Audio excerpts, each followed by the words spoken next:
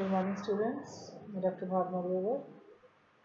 हम MSc final के paper 8 environmental biology के टॉपिक ध्वनि प्रदूषण के बारे में बात कर रहे हैं। लेक्चर्स की सीरीज में हम पहले ही ध्वनि प्रदूषण क्या है, इसकी परिभाषा कैसी है और ध्वनि प्रदूषण को मापे जाने के पैमाने कौन से हैं और साथ साथ ही किन किन कारणों से ध्वनि प्रदूषण हो सकता है, यानी ध्वनि प्रदूषण के स्रोत क्या हैं, इनके बारे में बात कर चुके हैं। इस लेक्चर के अंदर हम ध्वनि प्रदूषण के कारण जो कुप्रभाव होते हैं उनके बारे में बात करेंगे। ध्वनि प्रदूषण के कारण होने वाले जो दुष्परिणाम या कुप्रभाव हैं उन्हें हम मुख्यतः 3 कैटेगरीज के अंदर डिवाइड करते हैं: मनुष्य पर पड़ने वाला प्रभाव, जंतुओं पर प्रभाव और वातावरण पर प्रभाव। सबसे पहले हम बात करेंगे मनुष्य पर पड़ने वाले प्रभाव के बारे में। ध्वनि प्रदूषण जो है, चाहे वो किसी भी सोर्स के कारण हो, वो ध्वनि या शोर की एक उच्च तीव्रता को पैदा करता है, जिसके कारण मनुष्य पर कई तरह से प्रभाव हो सकता है। और सरलता से समझने के लिए हम इन प्रभावों को 3 कैटेगरीज में डिवाइड करते हैं: श्रवण संबंधी प्रभाव, मनोवैज्ञानिक प्रभाव और शारीरिक प्रभाव। तो सबसे पहले हम बात करते हैं श्रवण संबंधी प्रभाव के बारे में। श्रवण यानी सुनना।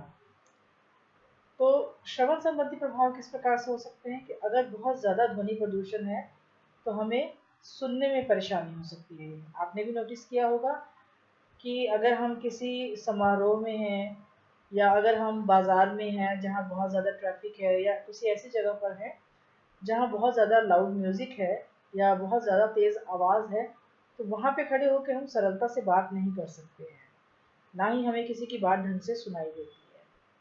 तो सबसे पहली प्रॉब्लम ही यही है कि सुनाई देना या कोई बात को सुनना और समझना मुश्किल हो जाता है।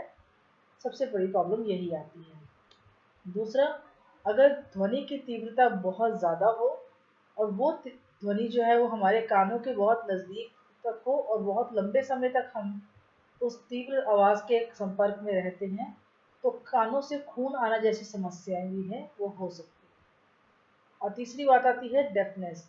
लंबे समय तक तीव्र जो शोर वाला एरिया है या जगह है यहाँ जहाँ बहुत ज़्यादा ध्वनि प्रदूषण है, इस तरह की जगह में लंबे समय तक रहने पर एक स्थायी बहरापन या डेफनेस जो है वो भी हो सकती है।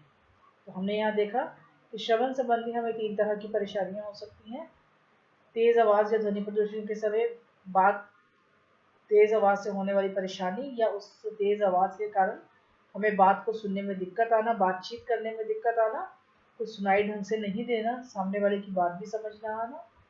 दूसरा, बहुत ज़्यादा तीव्रता होने पर कानों से खून बहना। और तीसरा, लंबे समय तक ध्वनि प्रदूषण वाले क्षेत्र में रहने पर बहरेपन का भी खतरा रहता है। तो ये श्रवण संबंधी 3 समस्याएं हैं जो ध्वनि प्रदूषण के कारण हो सकती है। दूसरी आती है मनोवैज्ञानिक प्रभाव। अब शोर जो है जितना हमारे शरीर को परेशान करता है, हमारे शरीर के विभिन्न अंगों की कार्यप्रणाली पर जितना गलत प्रभाव डालता है, उतना ही वो हमारे मन मस्तिष्क पर भी नेगेटिव इम्पैक्ट डालता है। अब जो अलग अलग तरह के प्रभाव हैं उनको यहाँ पे कैटेगराइज किया गया है या सारणीबद्ध किया गया है। तो एक एक करके हम उनके बारे में बात करते हैं। वर्किंग एफिशिएंसी रिड्यूस होना, मतलब कार्य करने की क्षमता प्रभावित होना। आप भी नोटिस करेंगे या आपने भी नोटिस किया होगा कि अगर हम कोई काम कर रहे हैं, ख़ासतौर पे ऐसा काम जिसमें ध्यान लगाए जाने की ज़रूरत है, बहुत सोचने की ज़रूरत है या फिर दिमाग लगाने की ज़रूरत है, ऐसा काम अगर हम कर रहे हैं तो हम चाहेंगे कि हमारे आसपास माहौल शांत हो। बहुत ज़्यादा तेज़ आवाज़, तेज़ म्यूज़िक या ऊंची आवाज़ वाला अगर कोई एरिया है, ट्रैफिक है, झगड़े की आवाज़ है, तेज़ म्यूज़िक है, तो ऐसी जगह पे हम शांत मन के साथ एक अच्छी एफिशिएंसी वाला काम जो है वो नहीं कर सकते। तो वर्किंग एफिशिएंसी जो होती है वो डेफिनेटली बहुत कम हो जाती है अगर हम लगातार ध्वनि प्रदूषण वाले एरिया के अंदर रहते हैं या फिर तेज़ आवाज़ वाले एरिया के अंदर प्रेजेंट होते हैं। दूसरा आता है इसके अंदर इंटरफेयर फॉर कम्युनिकेशन। अगर आवाज़ तेज़ है, बहुत ज़्यादा ध्वनि प्रदूषण बहुत ज़्यादा है, तो 2 लोग आपस में ठीक से कम्युनिकेट नहीं कर पाते हैं। आपने भी महसूस किया होगा ये बात। कि अगर बहुत ज़्यादा तेज़ म्यूज़िक चल रहा है, या अगर हम सड़क पर है, बहुत ज़्यादा लाउड ट्रैफिक है, बहुत ज़्यादा हॉर्न्स बज रहे हैं, तो अगर आप ऐसे में अगर आप फ़ोन पे बात करना चाहें या दो लोग आपस में भी बात करना चाहें, तो ठीक से वो एक दूसरे की बात को सुन या समझ नहीं पाते हैं। तो कम्युनिकेशन जो है वो उतना प्रभावी नहीं हो पाता है अगर ध्वनि की मात्रा यानी जो शोर है वो बहुत ज़्यादा हो। तो इंटरफेरेंस ऑफ कम्युनिकेशन का मतलब यही है कि तेज़ आवाज़ या शोर की प्रेजेंस में दो या दो से अधिक लोगों के बीच में जो बातचीत है या वार्तालाप है वो ठीक से नहीं हो पाना। Increase the frequency of accident, ये भी चांसेस होते हैं क्योंकि हमारा ध्यान भटकता है, बहुत ज़्यादा तेज शोर है, दिमाग परेशान होता है, चिड़चिड़ापन होता है, एक्सीडेंट्स के चांसेस हैं वो भी बढ़ जाते हैं। नेक्स्ट, रिड्यूस्ड मेंटल कैपेबिलिटी, हमारे सोचने समझने की क्षमता, विचार करने की क्षमता, नए आइडियाज़ लाने की क्षमता जो होती है वो हमारे मेंटल पीस से डायरेक्टली अटैच होती है। अगर हमारा मन शांत है, हम सुकून से हैं, आराम से बैठे हुए हैं, सोच रहे हैं, एक शांत वातावरण या माहौल में हैं, तो हमारी जो सोचने समझने की शक्ति होती है वो भी ज़्यादा अच्छे से काम करती है। परंतु अगर बहुत ज़्यादा लाउड म्यूज़िक है, बहुत ज़्यादा ट्रैफिक की आवाज़ है, बहुत ज़्यादा ध्वनि प्रदूषण है, तो ऐसी जगह पर बैठकर जो हमारी मेंटल कैपेबिलिटीज़ है उसके ऊपर डेफिनेटली बहुत ज़्यादा नेगेटिव इम्पैक्ट पड़ता है। हम ठीक से सोच समझ नहीं पाते, ठीक से निर्णय नहीं ले पाते। नेक्स्ट आता है इमोशनल स्टेबिलिटी। इमोशनल स्टेबिलिटी भी बहुत ज़्यादा घट जाती है। क्यों?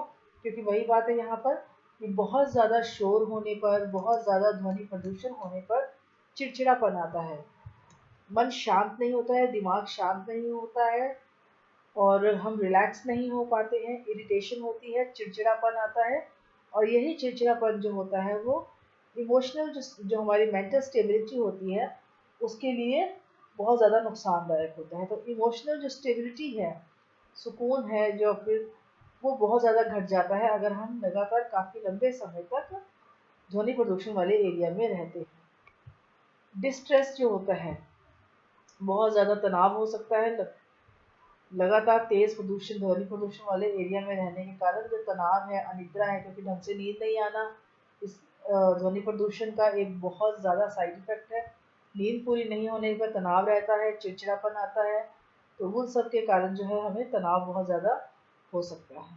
इमोशनल डिस्टर्बेंस, इमोशनल यदि भावात्मक रूप से हमें परेशानियाँ होती हैं, हम अनस्टेबल हो जाते हैं, चिड़चिड़ापन रहता है, हमारा मूड खराब हो जाता है, तो जो भावात्मक परेशानियां हैं वो भी तेज जो ध्वनि प्रदूषण वाला एरिया रहता है वहाँ पर बहुत ज़्यादा रहती है।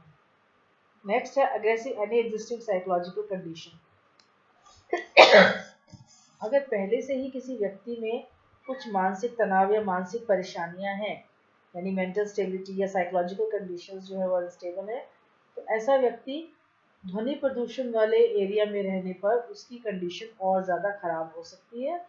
जो मानसिक परेशानियां या जो मेंटल अनस्टेबिलिटी है उसकी, वो और कई गुना बढ़ सकती है, क्योंकि शांत वातावरण या शांत माहौल जो होता है वो मेंटल पीस या एक व्यक्ति को सुकून भरी जिंदगी के लिए ज़रूरी होता है। परंतु ध्वनि प्रदूषण ज़्यादा होने पर और ऑलरेडी मानसिक तनाव या होने की कंडीशन में या फिर मेंटल साइकोलॉजिकल कंडीशंस होने पर जो ध्वनि प्रदूषण होता है उस कंडीशन को और ज़्यादा जो है वो खराब कर सकता है। फिर आता है मेंटल इलनेस। लंबे समय तक ध्वनि प्रदूषण वाले एरिया में रहने के कारण दिमाग से संबंधित परेशानियां भी हो सकती हैं, दिमागी बीमारियां भी लगने के चांसेस रहते हैं। यानी कि अगर कोई बच्चा बहुत लंबे समय तक या कोई व्यक्ति बहुत ज़्यादा लंबे समय तक तीव्र ध्वनि प्रदूषण वाले एरिया के अंदर रहता है तो इस चीज़ की संभावना कई गुना बढ़ जाती है कि उसे कोई मेंटल इलनेस हो, यानी दिमाग संबंधी परेशानियां या बीमारियां उसे हो जाएं, जैसे डिमेंशिया वगैरह है, यादाश्त का जाना होता है, या फिर चिड़चिड़ापन है, यादाश्त चली जाना, टेम्परेरी यादाश्त जाना या परमानेंट चले जाना, और भी कई तरह की यादाश्त से संबंधित बीमारियां होती हैं, भूलने लगता है व्यक्ति। तो कई तरह की दिमाग से संबंधित जो रोग हैं उनके होने की जो संभावना है वो कई गुना तक बढ़ जाती है। तो ये सब हैं ध्वनि प्रदूषण के मनोवैज्ञानिक प्रभाव।